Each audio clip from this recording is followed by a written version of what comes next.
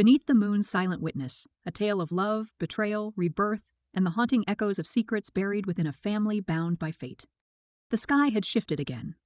It wasn't the way the clouds gathered or the way the wind whispered through the trees. It was something in the silence. Something in the way time began to stretch in the stillness between breaths. Sari had returned to Seoul, and yet parts of her had not. The city hummed around her, vibrant and unrelenting. Meetings filled her calendar, and every day brought new demands. But beneath the surface of her composure, a quiet ache lingered like a half-remembered melody. She walked through her office halls with the same purposeful stride she had mastered years ago. Her assistants followed close behind, offering reports, updates, and decisions she no longer needed to think about. But her heart often drifted to places the map could not mark, to forests that stood still in winter, to hands that held hers in the dark without saying a word. Her apartment was quiet when she returned at night. She left the lights off, more often than not, sitting in the dim, with only the hum of the city outside her windows. The wind sometimes reminded her of the day she fell, when fate had pulled her across the invisible line into a world she wasn't supposed to know. There had been no farewell, no plan for the future, just a moment when she was here and he was there, the border between them, thick with history and silence. Captain Rhee had returned to his post as quietly as he had once welcomed her into his home.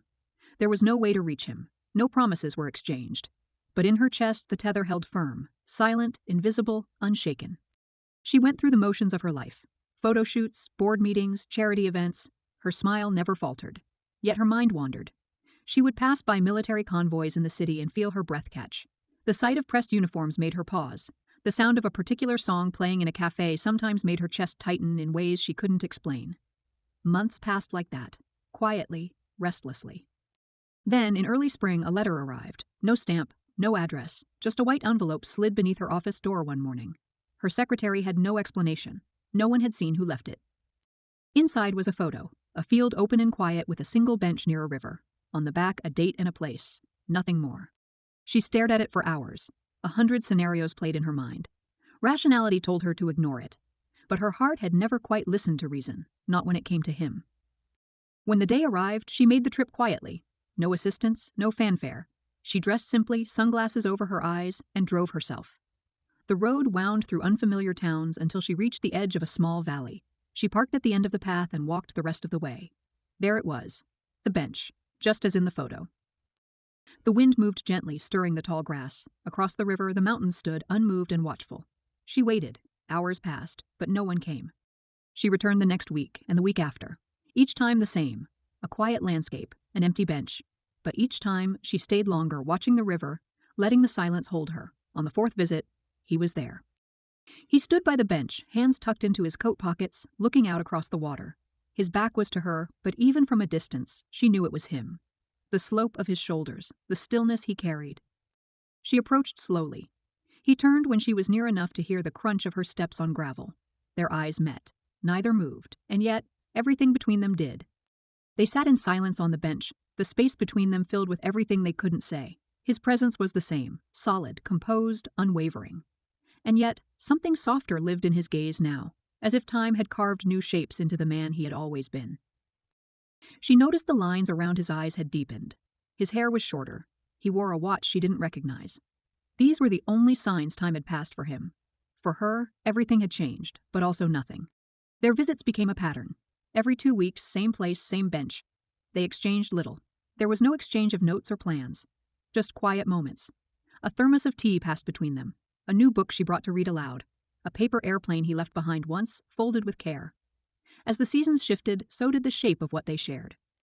They walked together sometimes now along the river's edge. Their steps never hurried, their silence never awkward. Sometimes she would speak of the city, of her work, of her family, casually, without burden. He would nod, listening. Occasionally he would point to the sky or the shape of a leaf, and she would follow his gaze, wondering what he saw. There were no questions about how this had become possible. No explanations for why he was allowed to be here now, even briefly. They didn't need answers. All that mattered was the time they were given. One day she brought a scarf she had knitted. He accepted it without a word and wore it immediately. The sight of it around his neck, paired with his quiet expression, stayed with her long after they parted.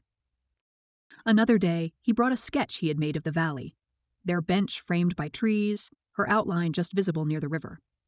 She kept it pressed in the pages of her journal, unfolding it sometimes when the city felt too far from where her heart had settled. Winter came again. Their meetings became less frequent and harder to arrange. Snow dusted the valley, and the river slowed. She waited longer each time, never knowing if he would appear. Then one day, he didn't. She waited until nightfall. Her hands were cold, her breath visible in the fading light, but the bench remained empty. She returned the next week, and again. Still nothing. A month passed, 2. No letters came, no photos. The silence stretched. But she didn't stop coming. The bench remained, and with it, her belief that he had not forgotten. Then spring returned. Along with it, a note was tucked beneath a stone near the bench. Written in handwriting she knew. A simple message. A new place, a new date. When she arrived, it was a small hilltop, quiet, overlooking a sea of trees. A picnic mat had been spread beneath a tree. He was already there. This time, he didn't keep his distance. He reached for her hand, and she let him. The contact, after all the space and silence, felt like an exhale, like coming home. They sat for hours, the breeze soft against their skin. She leaned into him lightly, his shoulder steady beneath her. He tilted his head to rest against hers. The warmth between them was quiet but sure. There were no promises, no plans spoken aloud, but as the sun began to dip behind the horizon, painting the sky in quiet gold, she knew they would keep finding each other, across borders, across silences, across time. It didn't matter how the world tried to separate them. Their story had already written itself into the quiet places that couldn't be touched. In that stillness, they stayed. Two people brought together by a chance fall from the sky are now grounded by something deeper, something steady. And for the first time in a long while, Sadie no longer waited. She simply believed. Spring deepened, bringing with it the familiar sound of birds and the soft stirrings of new life across the hillside. The meetings between Sari and Captain Rhee had settled into something unspoken, yet certain. They never defined what it was, this rhythm between them. But it existed, shaped by their shared silences, by the time they carved out in a world that had never made space for them. Their conversations remained brief and grounded, often exchanged through glances or quiet gestures. They sat together on that same blanket beneath the tree, watching the breeze move through the leaves. Sometimes he brought her simple gifts, a hand-carved keychain, a pressed flower in a folded page. She returned with snacks she remembered he liked, or a new book she thought he would enjoy.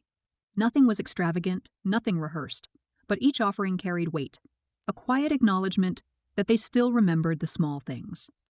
He never told her exactly how he crossed the border to see her, and she never asked.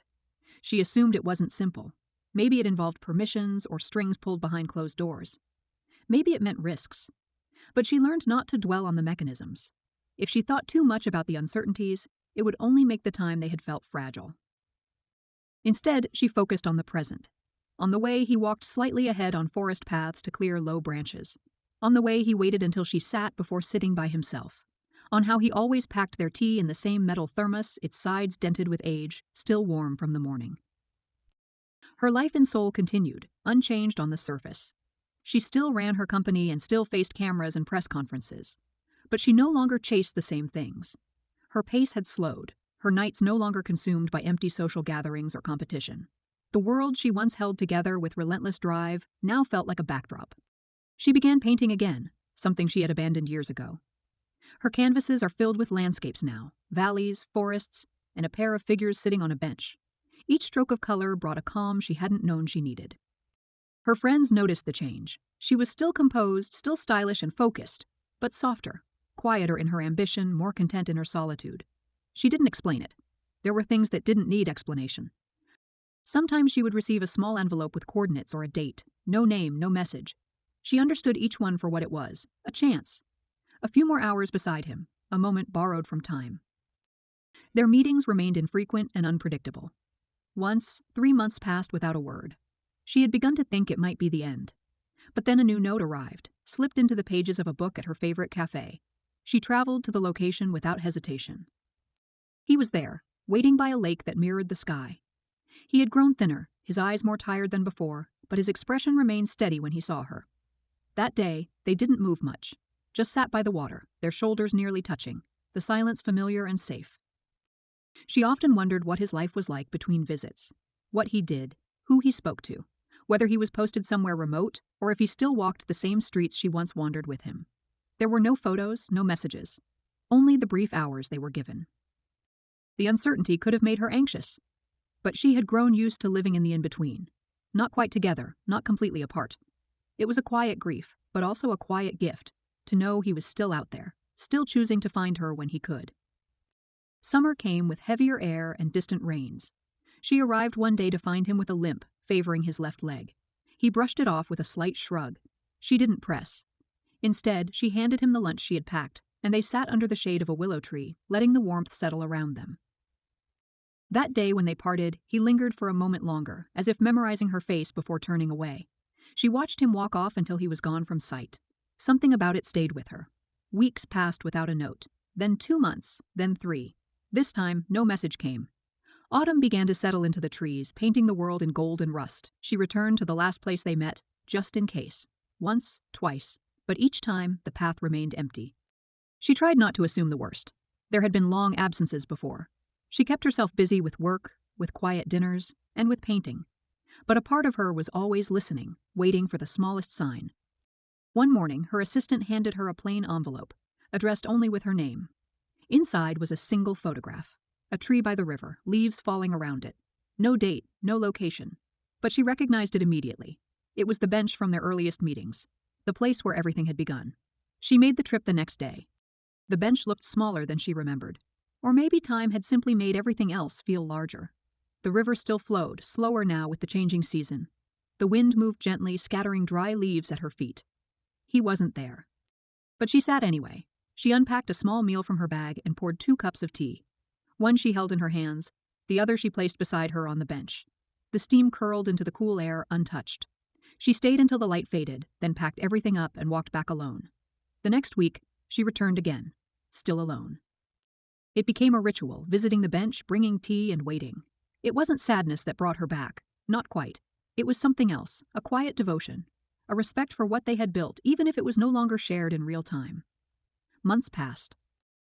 Then, one day, as the first snow arrived, she found a paper tucked beneath the bench, folded carefully, protected by a small glass jar. Inside, a few handwritten lines, no explanations, just coordinates and a date 3 weeks away. She didn't let herself hope too much, just followed the trail when the time came. The location was unfamiliar, a hillside cabin surrounded by tall pines. No signs of other people, just the crunch of snow under her boots. She saw him from a distance, standing beside a small fire pit, tending the flames. When he turned to see her, his expression didn't shift much, but something in his shoulders eased. This time, they didn't sit right away. They walked together through the trees, their steps slow and careful in the snow. His gait was stiffer, but he didn't complain. She adjusted her pace to match his. Eventually, they sat beneath an overhang, watching the snow fall quietly around them. No words were spoken. There was no need. In that moment, she realized something had changed, not just with him, but with her. She had stopped waiting for permanence. What mattered now was presence, that he was here, that she could reach out and know he was real. As the fire crackled nearby, he reached into his coat and pulled out a small tin box. Inside was a folded map. When she opened it, she found small markings, places they had been, places he had seen. Some were circled in ink, one marked with a star. She traced the symbol with her finger, a spot along the border, far from towns or checkpoints. Secluded, hard to reach, but marked nonetheless. She understood its meaning, a future meeting point, a place they might return to, one more thread between them. That night they sat closer than before, his hand in hers, steady despite the cold. No declarations were made, no confessions offered, only the soft weight of shared time. In the morning, he walked her back to the road. They didn't linger, just a small nod, a final look. She didn't know when she would see him again, but she didn't carry sadness this time, only a quiet trust. She returned to the city changed, though no one could tell. Her pace remained calm, her work moved forward, but her heart had settled. She began teaching painting part-time at a local center, something small, quiet. She found joy in watching others discover what colors could say when words were absent. The years passed gently. Each winter she made a trip to the bench. Sometimes she found a new note, sometimes she didn't, but she always left something behind, tea, a book, or a flower pressed into the seat.